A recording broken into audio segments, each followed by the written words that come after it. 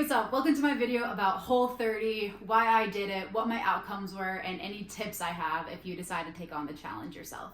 I just finished 45 days, well actually 47 days of Whole30 if we want to be exact, and I'm so freaking proud of myself. I've never stuck to a diet before, and I think the only reason I was able to see this one through with zero cheats, nothing, was because the goal of it wasn't to make myself smaller. I think like most of my life, a diet was always to lose weight. And for the first time, I needed to do Whole30 actually for some other health reasons I was having that I'll get into. But dang, it feels good not to do something to be smaller, and I hope everyone gets to that point. First, I want to tell you what Whole30 is because I was totally wrong in what it was. Then I'll tell you why I did it and my outcomes. Whole30 is an elimination diet where you eliminate all food groups except for meat, fruit, veggies, and fats. So this means you eliminate legumes, non-gluten grains, gluten, sugar, alcohol, dairy. So kind of all the fun stuff if we're being honest. So you take 30 days, you eliminate all of those foods, and then the reason it took me 47 days to get through the entire thing is after the 30-day elimination, you do a reintroduction protocol. And so you introduce the food groups one by one with a couple days in between to see how your body reacts to them. Then you have the power, knowledge is power, to say how these different food groups treat you in your body and whether they make you break out or have gas or have joint pain or whatever it might be. The diet is honestly really, really strict. They say if you accidentally even eat one thing off plan, they recommend you starting from day one again and restarting the 30-day elimination protocol. So this means no gum, no mints, no single cheat, bite, anything. And I can't believe it. I'm really proud to say I stuck with this entire thing, and I almost think that's better than the benefits of, the physical wellness that I felt doing this program, is the fact that I was just able to get through a 47-day diet period. So if I wasn't trying to lose weight, then why did I put myself through this entire protocol? Great question. Let me take you on a little walk down Abbey Road. The year is 2021, and I was going to my annual OB appointment where we also draw blood for like my PCOS and hypothyroidism, whatever. And I had seen on Instagram that one of my favorite nutritionists on there was like, if you're having a hard time losing weight, which in 2020 I was having a hard time losing weight, she was like, ask them to draw your C-reactive protein, which measures inflammation in the body. And if you are really inflamed, it's hard for your body to lose weight. So I go to my regular appointment and I was like, hey, when we do this blood draw, will you also draw for my C-reactive protein? They said, sure. So I get this blood draw back and my doctor calls me kind of freaking out because my C-reactive protein was around 15 and the normal level is 0.3. 0.3. So mine was really freaking high, and really high C-reactive protein is consistent with like heart attacks. And so she wanted to put me on heart medicine. I was 28. So I was like, whoa, this was all very shocking. Like, I didn't live the healthiest lifestyle, but I also didn't think like I was living the worst lifestyle either. And so to be told that like I'm at risk for a heart attack at 28, it was a pretty big wake-up call. But I didn't want to go the traditional medicine route of just being put on more medications to fix my issue. I hired a functional medicine doctor and I started working with them to lower the C-reactive protein or the inflammation in my body naturally. Now, I can go down a whole rabbit hole of my functional medicine journey, and it's been a really lovely journey and I'd love to share that with you, but this video is about Whole30, so we'll get back to that. Since 2021, I had been making progress on lowering my C-reactive protein with a little bit more exercise, a better diet, things like that. And then in January 2024, I saw my functional medicine doctor again because I was having joint pain and acne that I wanted help solving. So we did a massive blood draw, and what's just been consistent with like all of my blood draws over the last 4 years is that I just have a lot of inflammation in my body, and there hasn't, like, no matter how healthy I am, I can't break my cycle of inflammation. The way my doctor explained it was like, you're inflamed because you just like can't break this process of elimination. Like, you sprain your ankle so your body gets inflamed and then your injury heals and you're back to normal. Like, I'm at a constant state of inflammation. So if something happens, it might go even higher, but it never gets back to this like really low level. And he was like, you need to do something dramatic to break through the cycle of inflammation. And he suggested Whole30. I didn't really know what it was. Then after he explained it to me, I was like, no thanks. Like, I'm not doing that. I do not feel like eliminating all this food out of my diet for 30 days. I finally feel like I have a very healthy, like in moderation, diet or mindset that I've been able to be happy with. And he was like, you should do Whole30. And I was like, that's not for me. I need a new solution. So I declined, and then I went on with my year in 2024. But then halfway through the year, my joint pain started to increasingly get worse. And before I decided to go down the land of like medical bills to figure out what's wrong with my hip, I decided, hey, what's 30 days trying this diet? Because if it can fix my problems, I probably save a few $1,000s. So why not try it? In January 1st, 2025, I started Whole30 with the goal and the hope to fix my hip pain and wipe this chronic inflammation that's been plaguing my body. Okay, so to start Whole30, the first thing I did was buy the book. And I actually had bought this a couple years ago, and then it was not what I thought it was, but I didn't dig into what it was. But here we are, full circle. So this is the old book that's like 12 years old, but I do recommend buying the new book because I think they just have a lot of information in it, especially just like breaking down the medical reasons of why we're eliminating these foods and what 30-day elimination protocol really does for your body, helping the inflammation, helping all these other things you might be struggling with. So highly recommend buying the book, reading it, and giving yourself like a week or two to really dive into this book before you start your Whole30 journey. Now, I think there's a glamorous way to do Whole30, and it's like with all these pretty recipes, and then there's a survival mode Whole30. I was super survival mode. Like I ate a lot of the same meals every day. I think like part of the Whole30 journey is to like introduce like new food, like new vegetables that you don't eat and new food combinations and blah, blah, blah. And I was just like, I'm in survival mode. I am just trying to like get by day to day without breaking the rules and just eating what's on, like what's allowed. And so I was totally survival mode. I ate the same meals, like sometimes multiple times a day for multiple weeks. Like I was strictly, let's get it done. And some of the reason is like I did make a couple complex meals at the beginning, and then just the process of making it, for some reason, I don't know if anybody else gets this way, but I was like, I don't feel like eating it now that I've made it. Although I forced myself to, but I made like this big batch of like something curry and like a chicken curry something, and it was like a torture to have to eat for like 5 or 6 days. Then there was times I just didn't feel like eating, and I skipped lunch a couple days, which that is a horrible idea. Don't skip lunch, because then you just get really hungry and then you really want to binge.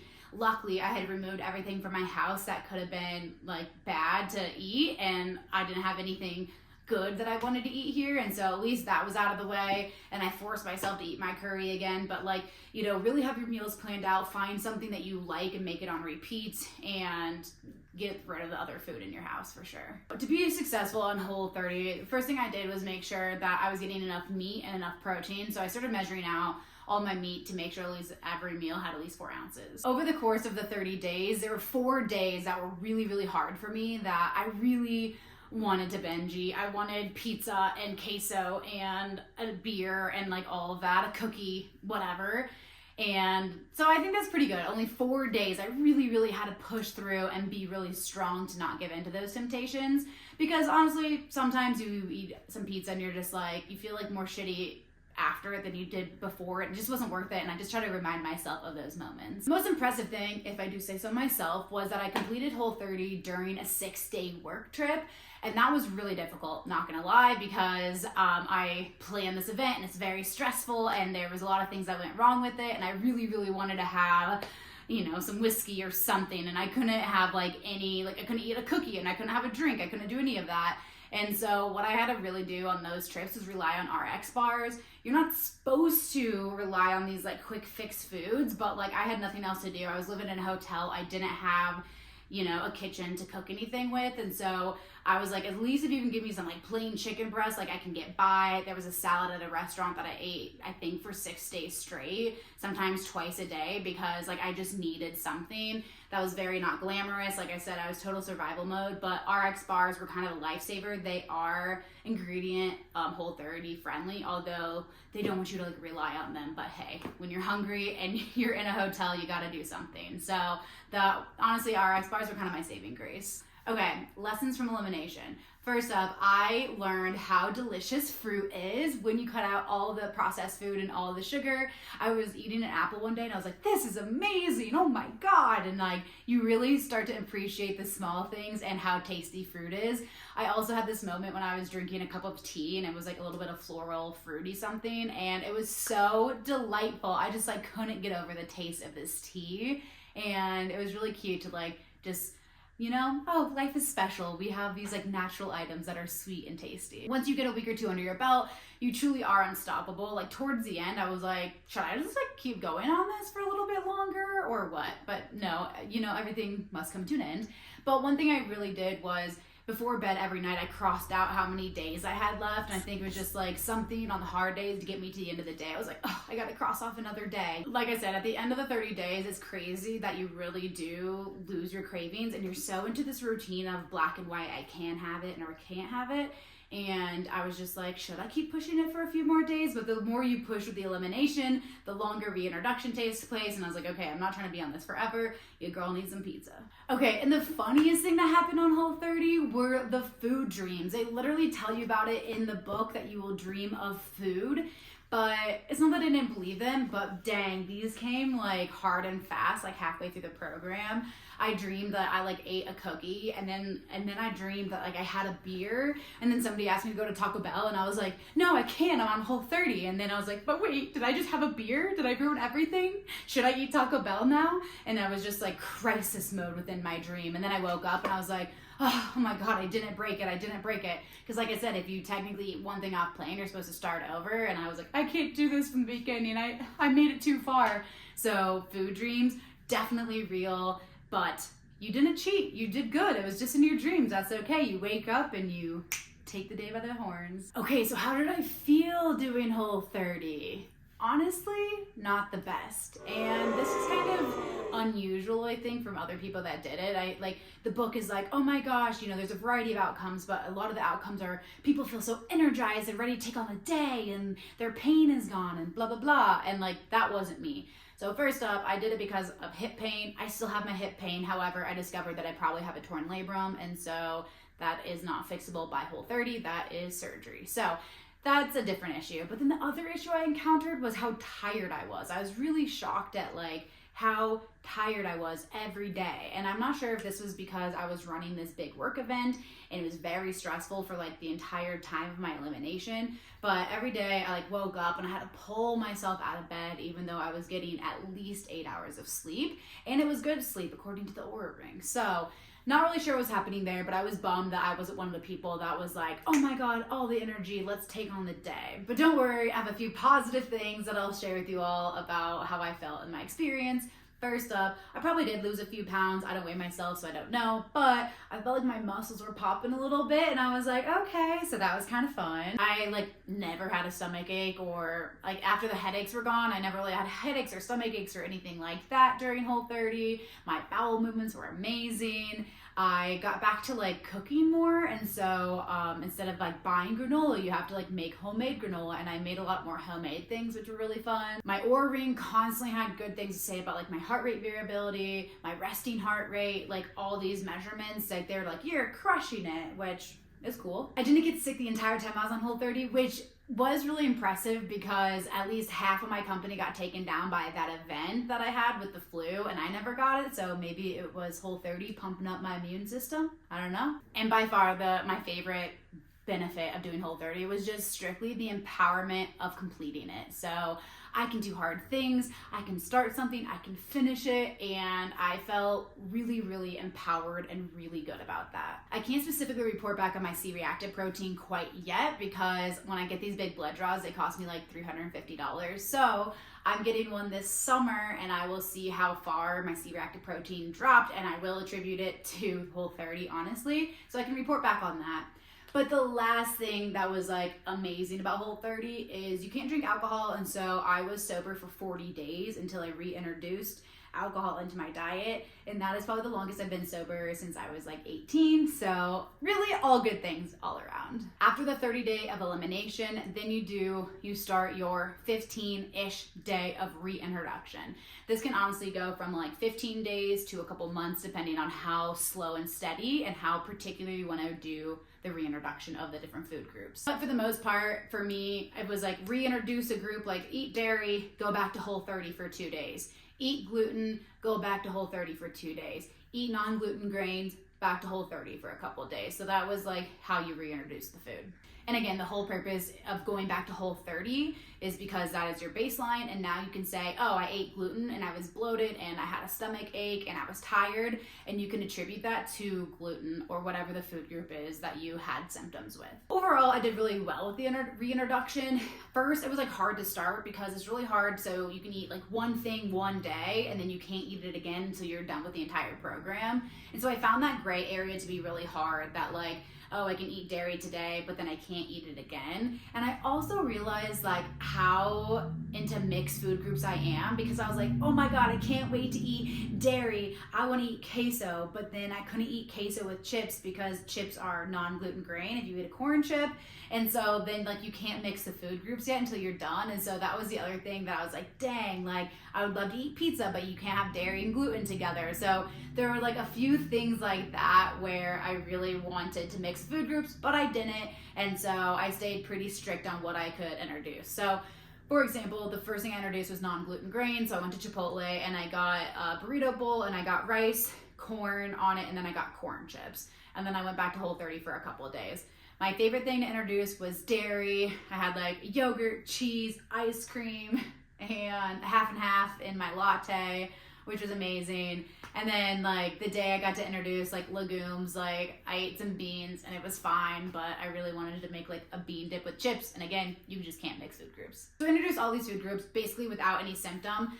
I did start to have a little bit of symptoms with gluten. So I felt like my stomach was a little bit uneasy. I was so tired the day I introduced gluten, but the 2 days following, like I was really productive and not that tired. So I'm not sure how to read that exactly, but I think just moving forward, what I'll do is like, if I eat a lot of gluten one day and I notice I'm really tired and sluggish and my stomach hurts, I'll probably start attributing that to gluten, and that maybe I want to like spread my gluten days out, or maybe I won't care and I'll just go back to like eating gluten every day. I don't know. But again, the whole purpose of this program is just knowledge is power. And if you want to feel good, you know how to feel good. And if you don't care, if like, you know, the symptoms like don't outweigh the benefit, then choose your own adventure. That was my Whole30 experience. Thanks for watching. Again, the whole purpose of doing Whole30 was to eliminate my hip pain and to break this chronic inflammation in my body. Unfortunately for the hip pain, I think that is a bigger issue. I finally saw an orthopedic doctor and I'm gonna start physical therapy, but ultimately I think it's probably gonna lead to like MRI and surgery because it's a torn labrum. We will see. And then the chronic inflammation, honestly, my body's feeling pretty good besides like actual injuries that I have. And I will be able to see this summer when I redraw that C-reactive protein and other inflammation markers to see if they've further decreased, which I will attribute to Whole30. So I'll report back on that. But if you're watching this video because you are thinking about doing Whole30, you got this. You really, really can do it. If I can do it, you certainly can do it. I'm here if you need any support or have any questions, just drop them below. Lastly, I am starting a monthly newsletter to talk about all the things that I love to talk about. And that does include functional medicine, living a low tox life, finance, you know, gadgets that I love, but like not over consumerism, things like that, books I've read. And if that's of interest to you, I'm going to drop the link below and I would love to have you sign up for my monthly newsletter. But regardless, I hope to see you here for the next video. If you haven't already, please subscribe and check out some other videos while you're here.